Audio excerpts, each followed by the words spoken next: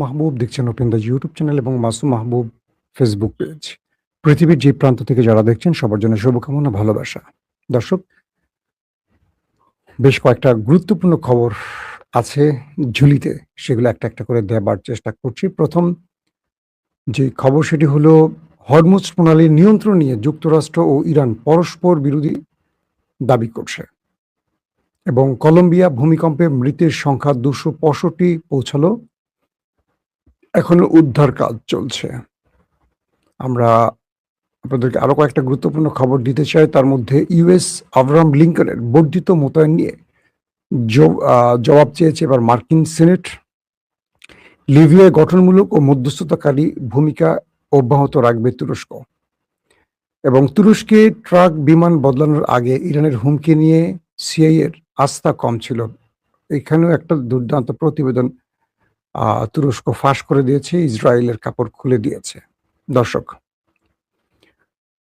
আপনাদেরকে যে বিষয়গুলো আজকে প্রধান আলোচনায় রাখতে চাই তার প্রধান একটি হলো যে ইরান তার প্ল্যান বি প্রকাশ করতে যাচ্ছে, যেটা আমেরিকার বুকে কাঁপন ধরিয়ে দিয়েছে। আর দ্বিতীয়টি হলো ইসরায়েলের যে গোপন পরিকল্পনা সেটা এবার তুরস্ক ফাঁস করে দিয়েছে। তো আসেন আমরা প্রথমে আপনাদেরকে কয়েকটা আজকে ডেইলি ইভেন্ট জানিয়ে নিচ্ছি, তারপর মূল খবরে আসছি। রাষ্ট্রপতি ডোনাল্ড ট্রাম্প আবারও জোর দিয়ে বলেছেন যে হরমুজ প্রণালীর উপর যুক্তরাষ্ট্রের সম্পূর্ণ নিয়ন্ত্রণ রয়েছে, যদিও ইরানের বিরুদ্ধে ক্রমবর্ধমান যুদ্ধের কারণে এই গুরুত্বপূর্ণ জলপথ দিয়ে জাহাজ চলাচল এক সপ্তাহের মধ্যে সর্বনিম্ন পর্যায়ে নেমে এসেছে। পাশাপাশি তেহরান তার অবস্থানে অটল রয়েছে এবং যুক্তরাষ্ট্রের বিরুদ্ধে প্রতিরোধ অব্যাহত রাখার ও সব দাবি পূরণ না হওয়া পর্যন্ত প্রণালীটি বন্ধ রাখার অঙ্গীকার করেছে। গত এক সপ্তাহের বেশি সময়ের মধ্যে ইসরায়েলি সামরিক বাহিনী গাজায় প্রথম বিমান হামলা চালিয়েছে এবং একই সাথে দক্ষিণ লেবাননে বোমা হামলা ও ধ্বংসযজ্ঞ চালাচ্ছে। যদিও উভয় স্থানে যুদ্ধবিরতি এখনো কার্যকর রয়েছে, তাদের জন্য আসলে যুদ্ধবিরতি লাগে না, তারা মন চাইলে যেটা খুশি সেটাই করতে পারে। এখানে তাদেরকে কেউ কিছু বলতে পারবে না, কারণ তারা হলো পৃথিবীর সবচেয়ে শক্তিধর রাষ্ট্র আমেরিকার অন্যতম লাঠিয়াল বাহিনী। দর্শক, মার্কিন যুক্তরাষ্ট্রের প্রেসিডেন্ট ডোনাল্ড ট্রাম্প তুরস্কে গিয়েছিলেন ন্যাটো সম্মেলনে জুলাই মাসে এবং হঠাৎ করে তিনি তার নির্দিষ্ট বিমান থেকে নেমে একটি ক্যাটারিং ট্রাকে উঠেছিলেন। অর্থাৎ তুরস্কে হঠাৎ করে তার কাছে একটা গোয়েন্দা তথ্য আসে যে ইরান তার উপর হামলা করতে যাচ্ছে মিসাইলের মাধ্যমে। তখন তিনি তার অবস্থান পরিবর্তন করেছেন, সে নির্দিষ্ট বিমানে না উঠে একটি ট্রাকে উঠেছিলেন। পরবর্তী ছোট বিমানে করে নির্দিষ্ট আরেকটি অঞ্চলে চলে গিয়ে জীবন বাঁচিয়েছেন। এই খবরটি আমরা গত কয়েকদিন আগে আপনাদের দিয়েছি। এটার মূল ঘটনা এবার ফাঁস করে দিয়েছে রজব তাইয়্যিপ এরদোয়ানের দেশ তুরস্ক। তুরস্কে মার্কিন প্রেসিডেন্টের উপর হুমকি সংক্রান্ত ইসরায়েলি গোয়েন্দা তথ্যের উপর সন্দেহ থাকায় এক গুপ্তচর সংস্থা এই অসাধারণ গোপন ফ্লাইটটি পরিচালনা করে, জানিয়েছে ওয়াশিংটন পোস্ট। বুধবার দ্য ওয়াশিংটন পোস্ট জানিয়েছে মার্কিন গোয়েন্দা কর্মকর্তারা প্রেসিডেন্ট ডোনাল্ড ট্রাম্পের বিরুদ্ধে ইসরায়েলের মাধ্যমে পাঠানো একটি কথিত ইরানি গুপ্ত হত্যার হুমকির বিশ্বাসযোগ্যতা নিয়ে সন্দিহান ছিলেন এবং এই কারণে গত এক মাসে তুরস্ক ত্যাগের সময় একটি বিশেষ নিরাপত্তা অভিযান চালানো হয়েছিল। গোয়েন্দা তথ্যের সঙ্গে পরিচিত বর্তমান ও সাবেক মার্কিন কর্মকর্তাদের উদ্ধৃতি দিয়ে প্রতিবেদনে বলা হয়েছে সিআইএ বিশ্লেষকরা ইসরায়েল প্রদত্ত তথ্যকে বিশ্বাসযোগ্য মনে করেনি এবং ট্রাম্প প্রশাসনের কর্মকর্তাদের কাছে তাদের সংশয় প্রকাশ করেছিলেন। পোস্টের প্রতিবেদন অনুযায়ী একজন মার্কিন কর্মকর্তা এই প্রতিবেদনটিতে ইসরায়েল প্রণোদিত, মার্কিন সৃষ্ট নয় এবং নিম্নমানের বলে বিবেচিত বর্ণনা করা হয়েছে। আর জুলাই ন্যাটো সম্মেলন, শীর্ষ সম্মেলনের পর ট্রাম্প তুরস্কের রাজধানী আঙ্কারা ত্যাগ করার সময় গৃহীত বিস্তৃত নিরাপত্তা ব্যবস্থা গোয়েন্দা উদ্বেগগুলো একটি নতুন মাত্রা যোগ করেছেন। আসেন কয়েকটা বিষয় আগে আপনাদের একটু বলি, আসলে ঘটেছিল কি তখন।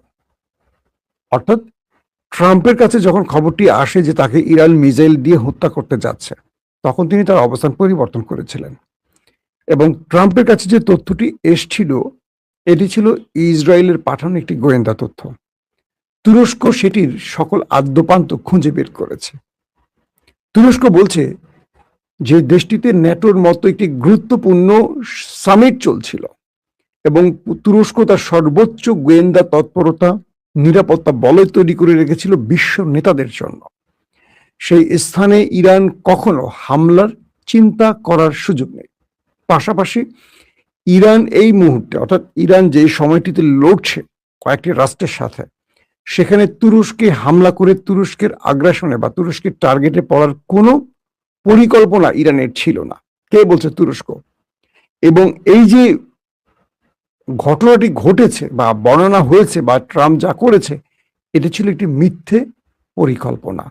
অর্থাৎ ইসরায়েল ট্রাম্প যাতে কোনোভাবে তুরস্কে বসে তুরস্কের কোনো স্বার্থ বাস্তবায়ন না করে এবং তুরস্কের সাথে পরিকল্পনা করে ইরানের সাথে কোনো যুদ্ধবিরতি কার্যকর না করে, অর্থাৎ ট্রাম্প যাতে যুদ্ধটা কন্টিনিউ করে, সেই জন্য ট্রাম্পকে এই অতিরিক্ত প্রেশার বা চাপে ফেলতে ইসরায়েল এই মিথ্যা তথ্যগুলো প্রচার করেছে বা ট্রাম্পকে বুঝিয়েছে তাদের কাছে গোয়েন্দা তথ্য আছে যে তারা জানে ইরান তাদেরকে হত্যা করতে চায়।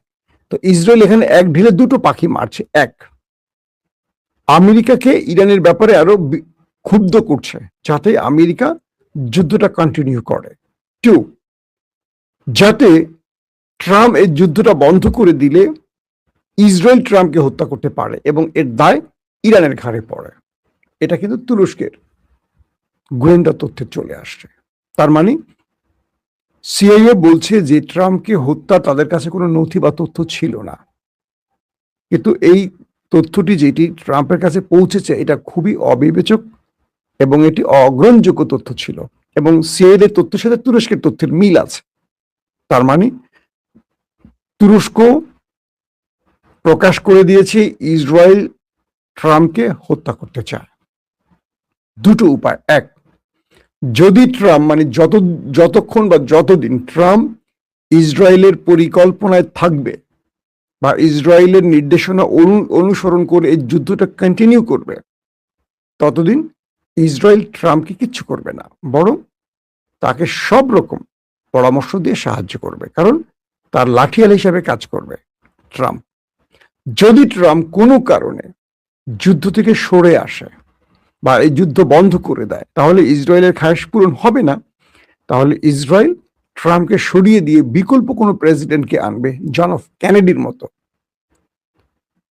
তার সাজানো কোনো প্রেসিডেন্ট নেক্সট প্রেসিডেন্ট হবে আমেরিকার, এবং আমেরিকা তার প্রেসিডেন্টকে হত্যার দায় ইরানের উপর বড় যুদ্ধ চাপিয়ে দেবে।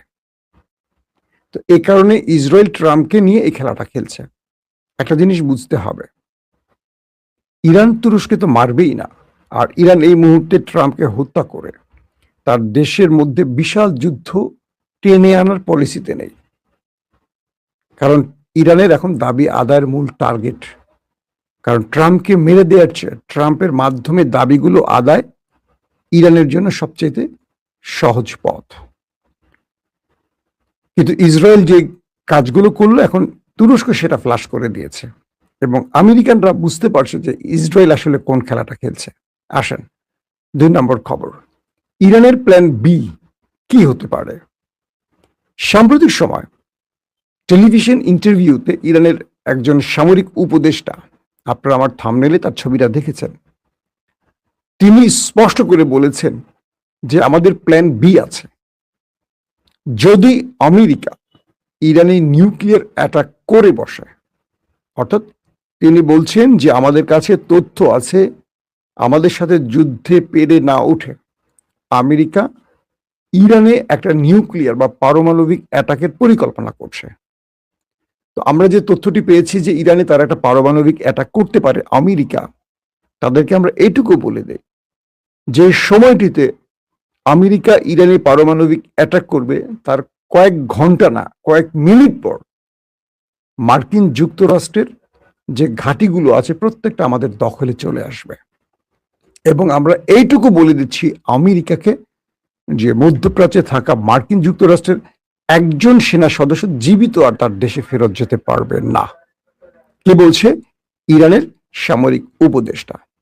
তিনি আরো বলছেন যে আমরা প্রত্যেকটা মার্কিন ঘাঁটি আমাদের টার্গেট বলয়ে রেখেছি। এখন পর্যন্ত আমরা যা কিছু করেছি, আমেরিকাকে একটা পথ খুলে দিয়েছে যে আমরা আক্রমণ করছি, কিন্তু আমেরিকাকে বোঝাচ্ছি যে তুমি এখান থেকে চলে যাও।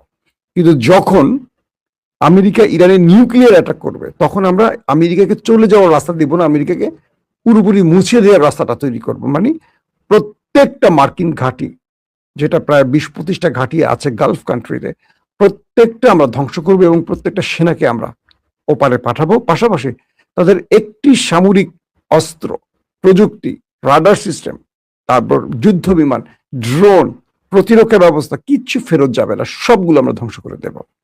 শুধু তাই নয়, স্বয়ং খোদ মার্কিন যুক্তরাষ্ট্রের ভেতরে আমরা অ্যাটাক করব। এটা হলো সবচেয়ে সেন্সিটিভ ওয়ার্ড। আমেরিকার ভেতরে ইরান অ্যাটাক করবে মানে কি? ইরানের কাছে কি সেই প্রযুক্তি আছে? ইরান হয়তোবা সেই ইঙ্গিতটাই দিচ্ছে। তাদের কাছে হয়তো আইসিবিএম পৌঁছে গেছে, ইন্টারকন্টিনেন্টাল ব্যালিস্টিক মিসাইল হয়তোবা ইরান তৈরি করেছে, যেটা আমরা এর আগে দেখেছিলাম মার্কিন একটি ঘাঁটিকে টার্গেট করেছিল, গাউসিয়া, মনে আছে আপনাদের, যেটা ভারত সাগরের কাছে। তো এখন ডিয়াগো গার্সিয়া যেটাকে বলা হয়। তো এখন যে বিষয়টি তৈরি হলো, এই বক্তব্যে দুটো জিনিস স্পষ্ট করলো ইরান, যে ইরানের কাছে হয়তোবা নিউক্লিয়ার আছে। কারণ ইরান বলছে যে আমরা মধ্যপ্রাচ্যে থাকা প্রত্যেকটি ঘাঁটি উড়িয়ে দেব, শুধু না, প্রত্যেকটা ঘাঁটির একজন সেনাকে আর ফেরত যেতে দেব না। 50,000 মার্কিন সেনা রয়েছে মধ্যপ্রাচ্যে, এবং বিলিয়ন না ট্রিলিয়ন ট্রিলিয়ন ডলারের সামরিক অস্ত্র, আধুনিক অস্ত্র রয়েছে এই মধ্যপ্রাচ্যে, সবগুলো মাটির সাথে মিশিয়ে দেবে ইরান, এই ঘোষণা। 2 নম্বর, খোদ আমেরিকার ভেতরে অ্যাটাক করবে। তার মানে ইরান হয়তোবা এই বক্তব্যটির মাধ্যমে বিশ্বকে বোঝাতে চাইছে তাদের কাছে আইসিবিএম আছে, পাশাপাশি নিউক্লিয়ার আছে। হয়তোবা তারা প্রকাশ্য শব্দটা ব্যবহার করছে না। এখন আমেরিকাকে এই বক্তব্যটির মাধ্যমে যে থ্রেটটা দিল ইরান, সেটা হলো যে তুমি আমার দেশে নিউক্লিয়ার অ্যাটাকের কয়েক মিনিট পর তুমি অ্যাটাক করবা, সূর্যোদয়ের জন্য আমরা ওয়েট করব না, সূর্যোদয়ের আগেই বা সূর্যাস্তের আগেই আমরা তোমার টার্গেটগুলোকে মাটির সাথে মিশিয়ে ফেলবো। এখন তুমি সিদ্ধান্ত নাও তুমি কি করতে চাও। অর্থাৎ ইরান তার প্ল্যান 1 বা প্ল্যান এতে রেখেছে যুদ্ধে প্রতিঘাত। প্রতিটা মুহূর্তে তারা আমেরিকাকে টার্গেট করে অ্যাটাক করবে, আমেরিকার জবাব দেবে। এতে করে আমেরিকা ইরানের শর্ত মানবে এবং ইরান তার সাকসেস এখান থেকে নিয়ে আসবে। যদি আমেরিকা ইরানের ভেতরে কোনো নিউক্লিয়ার অ্যাটাক করে বসে, এটা হবে ইরানের প্ল্যান বি, এটাকে মোকাবেলা এবং প্রতি উত্তর। তো এই প্রতি উত্তরটা ইরান কি দিতে চাচ্ছে বা কি দেবে, সেইটার ইঙ্গিত তার সামরিক বিশ্লেষকরা কিছুক্ষণ আগে একটি খবরের মাধ্যমে প্রকাশ করেছে, বা তিনি এক টেলিভিশন ইন্টারভিউতে এই বিষয়গুলো স্পষ্ট করেছেন। তার মানে ইরান আমেরিকাকে মোকাবেলায় সর্বসময়ের জন্য সর্ব অবস্থার মধ্যেই তাদেরকে প্রতিহতের সকল বিকল্প পথ খোলা রেখেছে। এবং ইরান যে বারবার বলছে তাদের কাছে এমন কিছু আছে যেটা আমেরিকা কল্পনা করেনি, এই সামরিক উপদেষ্টার বা অ্যাডভাইজারের এই বক্তব্যে সেটা স্পষ্ট বা প্রমাণিত হয়েছে। সাম্প্রতিক সময় দেখবেন ইরান হরমুজে কয়েক দফা অ্যাটাক করেছে, কিন্তু আমেরিকা প্রতি উত্তর দেয়নি। ট্রাম্প ইরানকে সেই অর্থে বড় রকম কোনো শক্ত কথায় জবাব দেয়নি, যেটা পূর্বে তিনি দিয়েছেন। এবং বলা যাচ্ছে যে ট্রাম্প তার পুরো লাইফে এখন একটা সিকিউরিটি থ্রেটের মধ্যে আছেন। তিনি গলফ খেলতে যাচ্ছেন, সেখানে প্রতিরক্ষা ব্যবস্থা ইনস্টল করা হচ্ছে। তিনি কোথাও সফরে যাচ্ছেন, সর্বোচ্চ নিরাপত্তার সঙ্গে সঙ্গে প্রতিরক্ষা ব্যবস্থা তার সঙ্গে রাখা হচ্ছে, যে এন্টি মিসাইল। অর্থাৎ নিজ দেশে বা বাহিরে ট্রাম্প পুরোপুরি এখন এক অনিশ্চিত যাত্রার মধ্যে আছেন, এবং ট্রাম্প চরম হতাশাগ্রস্তের মধ্যে আছেন যে এই ইরান যুদ্ধটা তিনি করে কি লাভ পেলেন। একদিকে মধ্যবর্তী নির্বাচনে পরাজয়ের আশঙ্কা তার রয়েছে, অন্যদিকে তার জীবন হুমকিতে রয়েছে। তার মিত্র ইসরায়েলি তাকে মেরে দিতে পারে যদি তাদের কথা না শোনে। তাহলে ট্রাম্প একসঙ্গে 3টা গ্যারাকলে পরে তার 2টা পা 3 দিকে চলে গেছে। ও আচ্ছা, ট্রাম্পের আবার 3টা পা, 2 পাশে 2টা, মাঝখানে একটা পা আছে বোধ হয়, না? তো এখন ট্রাম্প আটকা পড়ে গেছে 3 দিকে 3 পা দিয়ে। ইরান তাকে নিয়ে এখন একটা কি বলবো, কঠিন খেলায় মেতে উঠছে। ইরান আবারও বলছে হরমুজ তাদের কন্ট্রোলে আছে, এই হরমুজ তারা কোনোভাবেই আমেরিকার হাতে দেবে না। পাশাপাশি ইরানের শেষ 4টি শর্ত না মানলে অনির্দিষ্টকালের জন্য অথবা স্থায়ীভাবে হরমুজ প্রণালী বন্ধ করে রাখবে ইরান। দর্শক, এখনকার মতো বিদায় নিচ্ছি, ইনশাআল্লাহ আবার দেখা হবে। তার আগে বলছি আমি আবারও সফরে বেরোচ্ছি। তো আমার বন্ধুরা যারা আছেন, আমি খুলনা, যশোর এই অঞ্চলটা সফরে যাব, কুষ্টিয়া আমার বড় হওয়ার শহর, জন্মস্থান, সেখানে যাব। একটা লম্বা সফরে থাকবো। আমি সফর থেকে চেষ্টা করব আপনাদের সাথে কন্টিনিউ লাইভে আসার এবং আপডেট খবরগুলো দেওয়ার জন্য। অবশ্যই আমার জন্য দোয়া করবেন। প্রত্যেকে ভালো থাকবেন। আল্লাহ হাফেজ। প্রিয় দর্শক, সবাইকে স্বাগত জানাচ্ছি তুরস্কের কারাবুক হসপিটাল থেকে। আজকে বেশ কয়েকটা সুসংবাদ দেব। প্রথম সুসংবাদ, ইরান এবং আমেরিকার মধ্যে একটা নতুন সমঝোতা খুব সন্নিকটে। উভয় পক্ষই শান্তির পক্ষে মেসেজ দিচ্ছে। এবং কিছুক্ষণ আগে কথা বলেছেন পাকিস্তানের প্রতিরক্ষা মন্ত্রী খাজা আসিফ বলেছেন ইরান এবং আমেরিকা উভয় পক্ষই বাইরে বাইরে অনেক বড় বড় জ্বালাময়ী ভাষণ দিলেও নিজেদের মধ্যে একটা সমঝোতায় আগ্রহী। ইতিমধ্যে পাকিস্তানের স্বরাষ্ট্রমন্ত্রী শান্তির বার্তা নিয়ে তেহরানের উদ্দেশ্যে রওনা হয়েছেন। অল্প সময়ের মধ্যে হরমুজ প্রণালী নিয়ে ইরান এবং আমেরিকার মধ্যে একটা সমঝোতার ঘোষণা আসতে পারে। এবং অবশ্যই ইরান বলে দিয়েছে তাদের 4টি শর্ত মানলেই কেবল তারা হরমুজ প্রণালী খুলে দিবে। ইরানের শর্তগুলো আমরা অনেকবারই বলেছি। ইরানের বিরুদ্ধে থেকে নৌ অবরোধ তুলে নিতে হবে, ইরানের আটকে রাখা সম্পদগুলো ছেড়ে দিতে হবে, ইরানের উপর হামলা বন্ধ করতে হবে, ইরানের বিরুদ্ধে হুমকি বন্ধ করতে হবে, এবং ইরান তখনই হরমুজ প্রণালী খুলে দিবে। প্রিয় দর্শক, আমরা অপেক্ষায় আছি ইরান প্রসঙ্গে পাকিস্তান কিংবা কাতার কারাই কি ঘোষণা দেয়। নাম্বার 2 সুসংবাদ, কাতারের পক্ষ থেকে বলা হয়েছে মুসলিম বিশ্বের একটা শক্তিশালী সামরিক জোট হিসেবে তুরস্ক, সৌদি এবং পাকিস্তানের জোটকে তারা স্বাগত জানায়। এই 3টি দেশের সাথেই কাতারের অত্যন্ত সুসম্পর্ক রয়েছে। মুসলিম ভ্রাতৃত্বর ভিত্তিতে এবং প্রতিবেশীর ভিত্তিতে তাদের সাথে সুসম্পর্ক রয়েছে, দৈনিক কথাবার্তা হয়। কাতার এখনই এই জোটে যোগ দিবে কিনা সেটা এখনই তারা জানাচ্ছে না, তবে নানামুখী আলোচনা চলছে। পাকিস্তান, সৌদি কিংবা তুরস্কের সাথে কাতার আলোচনা চালিয়ে যাচ্ছে।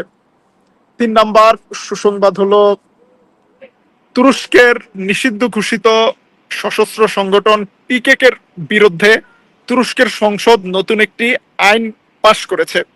এই আইন অনুযায়ী পিকেকের সদস্য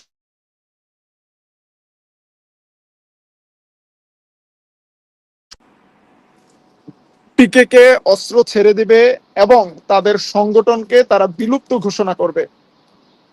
সেই সাথে সাথে তাদেরকে শর্ত সাপেক্ষে ক্ষমা করা হবে এবং স্বাভাবিক জীবনে ফেরার নিশ্চয়তা দিবে তুরস্ক সরকার।